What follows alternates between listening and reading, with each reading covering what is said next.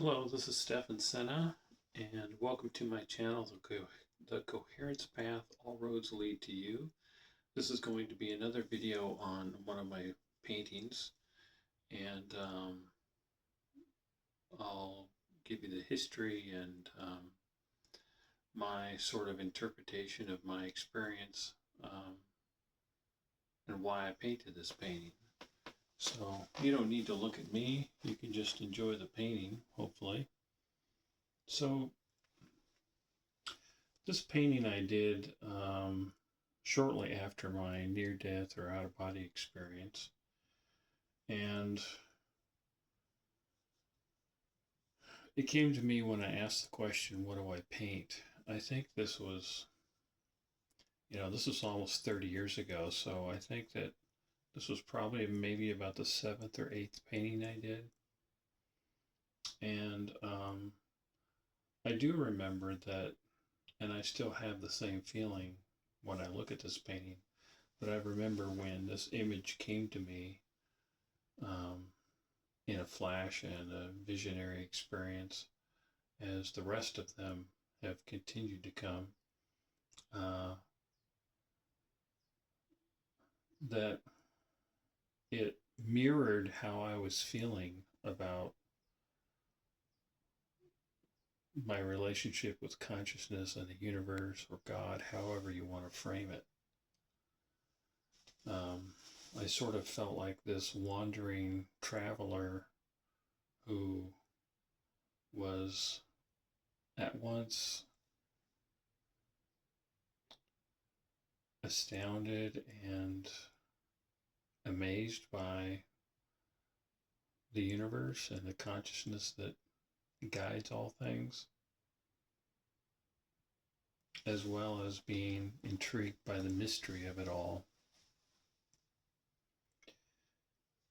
Most of my paintings don't have figures in them. Sometimes they do. They're not usually in great detail because I'm basically just trying to represent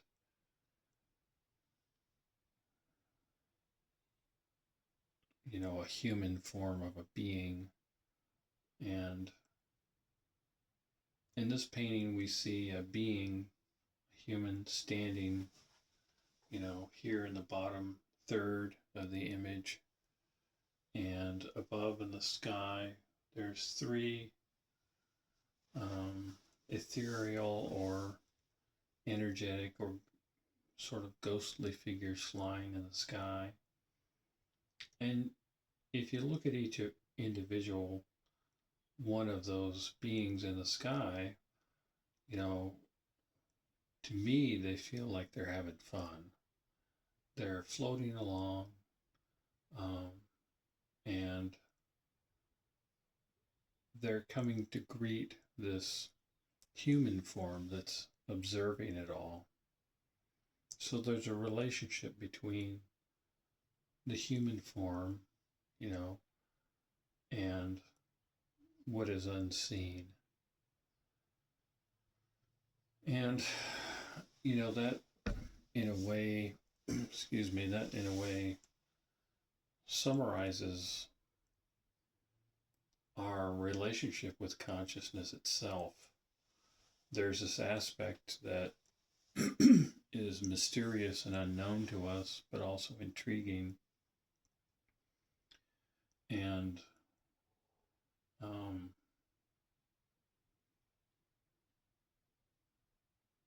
grand in its beauty, while at the same time there's the unfolding of perhaps the narrative of our own lives and our relationship to consciousness or God or information or beings that might present that information. A lot of people, when they have out-of-body or near-death experiences, particularly people who are in tragic, events like auto accidents or health issues where they pass away on the operating table for a few moments, or I recently listened to another woman's testimony how she was struck by a car. She was on her bike and she instantly just popped out of her body. And there was the option of her feeling all the physical pain or not. And she's like, yeah, I think I'll pass on that. And because you know, it really was less important than what she wanted to learn from the whole experience consciously. And that was a natural choice, as probably most of us would choose that. I don't know how many people would choose to experience the physical pain, but anyway, I enjoyed painting this painting and I still enjoy looking at it. I hang it in my place. It always has hung in my place. For the most part, I've never sold my paintings. I sold a few to some friends, mostly a couple that recently moved to Costa Rica. They owned several of my paintings, but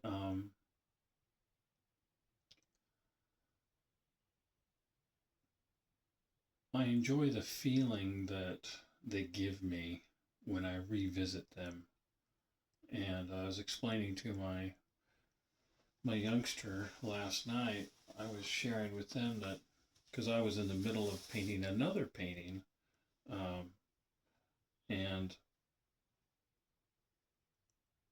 I was just amazed when I looked back at the painting I was working on that it was so different than the rest of my paintings. And I had never really thought about this, but I told them, I told my youngster, I said, it really kind of shocks me and surprises me now that I think about it that each and every one of my paintings is completely different. The subject will be different, the style, the colors I use. Um, Now there is a color palette that does become more common in my images, but the subject matter or the compositions are all very different.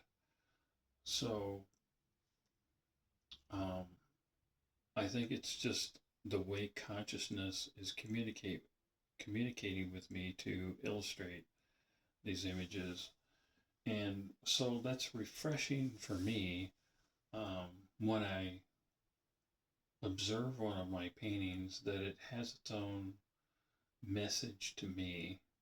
And it doesn't have to be explicit. It doesn't have to say, hey, this is what you should do, or don't go this way, or whatever. Um, it's more subtle than that. It's more implied. And then my own consciousness can derive out of it in the moment what I might want to experience. With this one, this morning, what I take away from it is gratitude, being grateful for the grand, incredibly beautiful unfolding of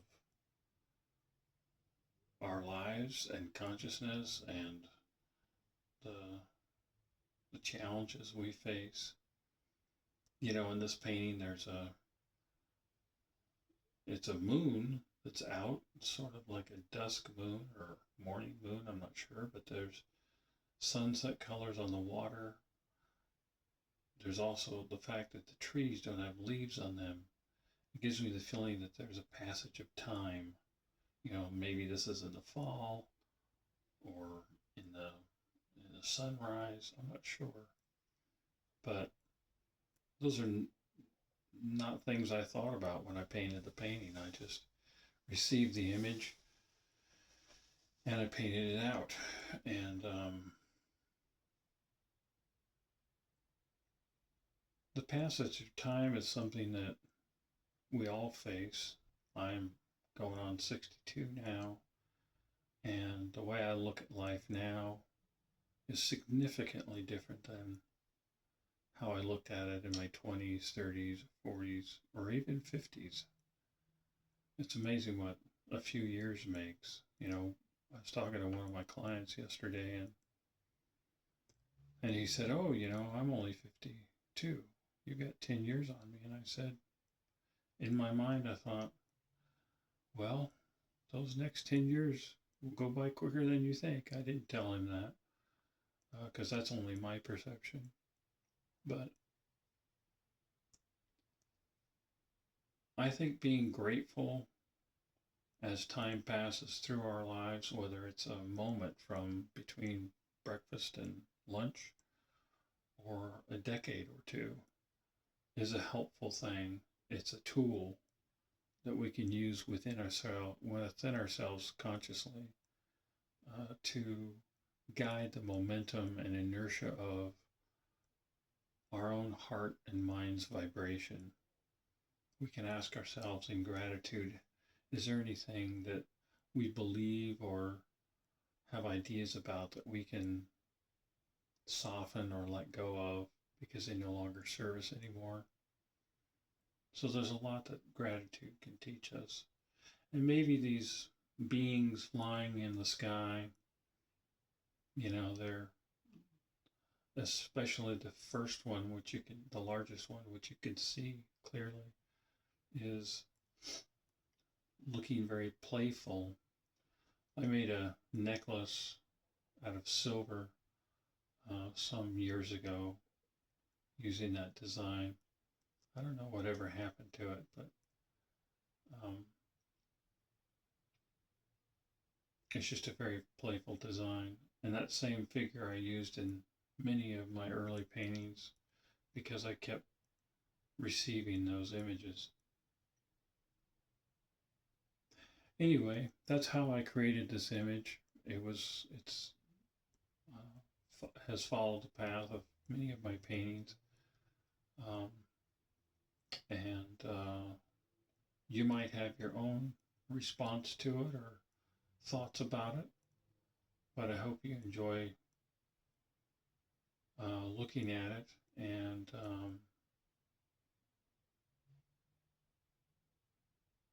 as I do with my own images, just as I did now, I just sit with them and kind of feel my way into them.